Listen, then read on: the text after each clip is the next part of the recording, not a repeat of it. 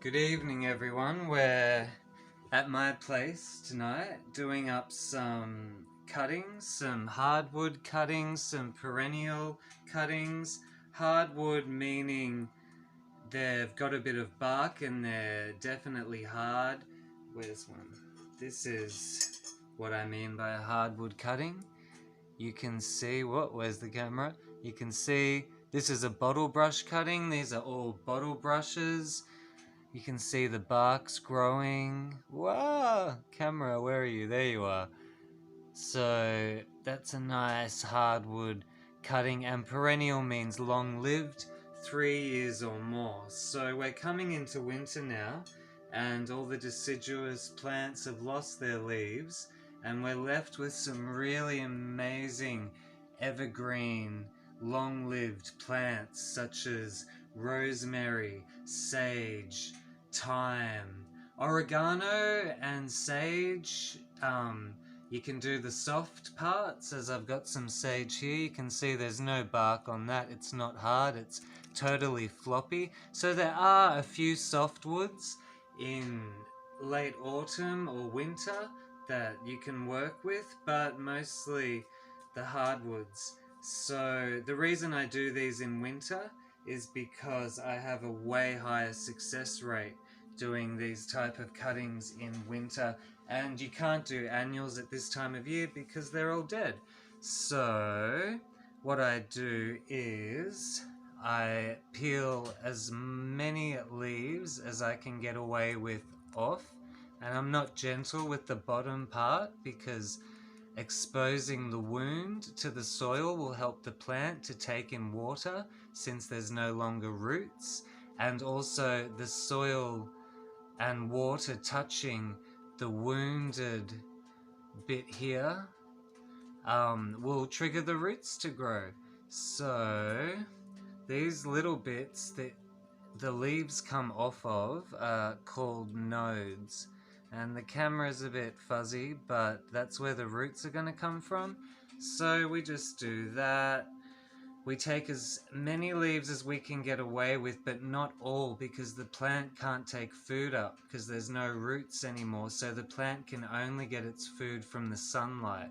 So we leave a couple leaves on, 2 or 3, and also a little trick is to plant the cutting on the side, against the side of the pot like that, because that'll stop any water building up.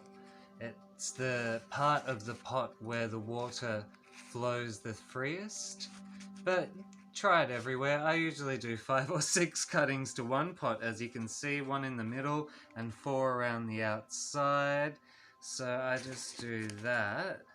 Now, like I said, I have about a 99% success rate with these kinds of cuttings in winter, in autumn and winter, because I think it's because there's no stress, there's no intense heat, there's no hot days, the soil never dries out. So the plants can just sit there and slowly do their thing. As they stabilize, I start to introduce them to sunlight so they can really start to feed. Another little trick is, I've got some honey here, and honey contains salicylic acid, which is what cuttings need to grow roots. So we're gonna put honey, just a little bit, rub it up and down, but before we put the honey, because this is a hardwood cutting here, and the bark has grown over the soft, fleshy inner part, we're just going to get a knife and strip it back a little bit to the green.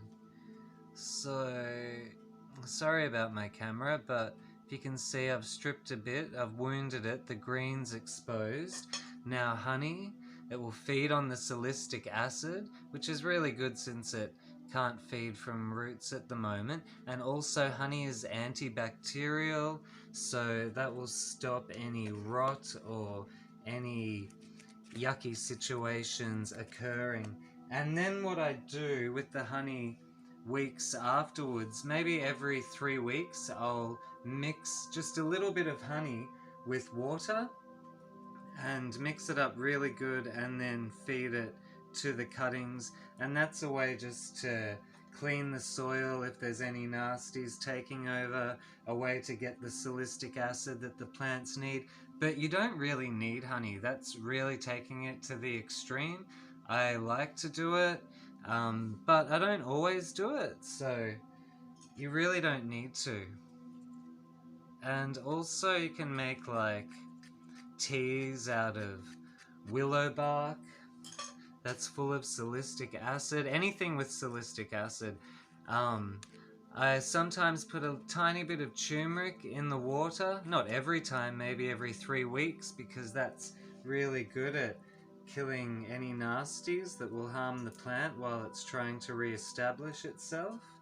So as you can see, I rip off the bits quite roughly because I do want to get through that bark and I want it to touch the soil and the water. A little scrape of the nodes, a little bit of honey, bada boom, bada bing. Now, I know I'm doing this amazing selection of bottle brushes right now, but if you're doing a food garden, plants to do right now would be rosemary, sage, oregano. That's a nice soft wood cutting you can do now. Thyme. What else? If there's any evergreen trees that you've got your eye on, this is a good time to try doing cuttings. What else is a good one this time of year? Anything that's looking good that you want, you can do this time of year. And even though it takes way longer to strike roots, it's way less work. All you need to do is basically leave it somewhere and make sure the water's always wet. If you can't be bothered checking, put a dish underneath and keep the dish full with water so the soil sucks it up as needed, so you only have to check every few weeks. So this is a really productive and lazy way to pre-order your plants before spring, basically. So with this method, you will also have all your plants ready at the very start of spring while everyone's rushing around trying to buy whatever they need to compensate for their garden. You'll already have your selection growing and it will be bigger than everybody else's. Whoa, Sandal! Sorry, my cat. As you can see, I'm using old milk bottles, and if you don't use milk or don't have any containers like this, you can find a busy cafe and ask them for their milk bottles. You could get 100 in one hit, and you just cut the top off and poke some holes in the bottom, and that's how I do all my cuttings, because I like to use my recycled plant pots to sell. But I don't mind selling plants in these either. So I have a lot of cuttings done up at this time of year, and I'll be doing more and more and more. You might have noticed the moon's waning now and going down, so that's why I'm doing cuttings, because I want the focus to be under the ground during the waning moon. The gravity isn't pulling so much energy, stimulating the top of the plant. The plant can relax and put its energy where it needs to grow, and that will set a direction for that plant to grow in. And then once I plant it in the ground, I'll then plant it during the waxing moon when I want the energy to be brought up, and I want a big beautiful plant where the direction of the plant will be the above ground focus. So you can play around with moon gardening like that, cuttings during the waning moon, then you plant them out during the waxing moon. So I'll see you in the morning and I'll show you a little example of how I get everything started for spring at the start of winter. Also, while I'm preparing and planting the cuttings, I usually play 7.83 Hertz frequency the frequency of the Earth's magnetic field, the Schumann resonance. So if you're interested in that, you can look it up. There's some great information and scientific studies on how plants react to certain music and certain frequencies, which I'll be talking about in the future, but I'll throw it in with this video on cuttings, because when you're doing cuttings, it's such a tender and touch and go moment, or well, it can be. So any vibration, anything that makes the plants happy, and we all know that music makes plants happy. There's all these beautiful frequencies on YouTube. There's beautiful traditional music, mantras, prayers, songs with positive vibes. So I like to include that in. It's the morning now and it's icy cold, but the bottle brush cuttings have come up alright, and I'll just move them out of the rising sun, keep them in the shade for a few weeks. I'll quickly just do up another cutting in the daylight, because last night the footage was a bit dodgy. So I got some rosemary here. We will, whoop, hold on. We will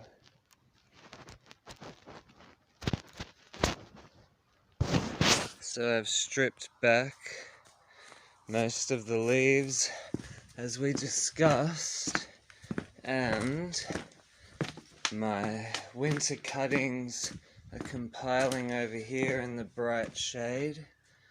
So is there space for anything in any of these pots?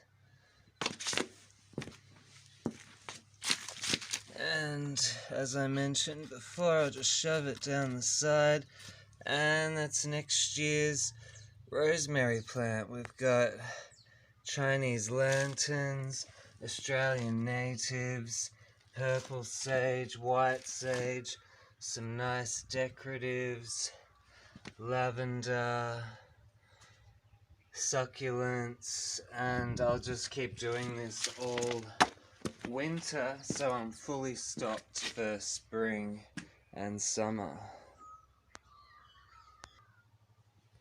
And see how I keep a dish under the ones that I've just done. Well, you can't see the water with this camera, there you go. I keep them in a dish of water just to keep them hydrated. Just a really easy time of year to do this. Are you gonna say goodbye to everybody, Roxy? Ah! She's like, where's my food? He ate it all already. I had to go inside. It's freezing out there.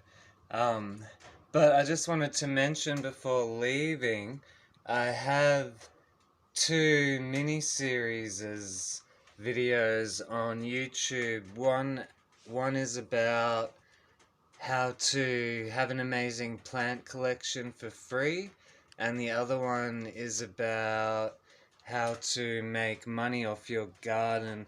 And in those 2 videos I go into more detail on all the individual ways in which you can clone, multiply, swap, collect, and gather new plants for free. So if you're interested in creating your own plant collection instead of buying it, those videos go into more specifics.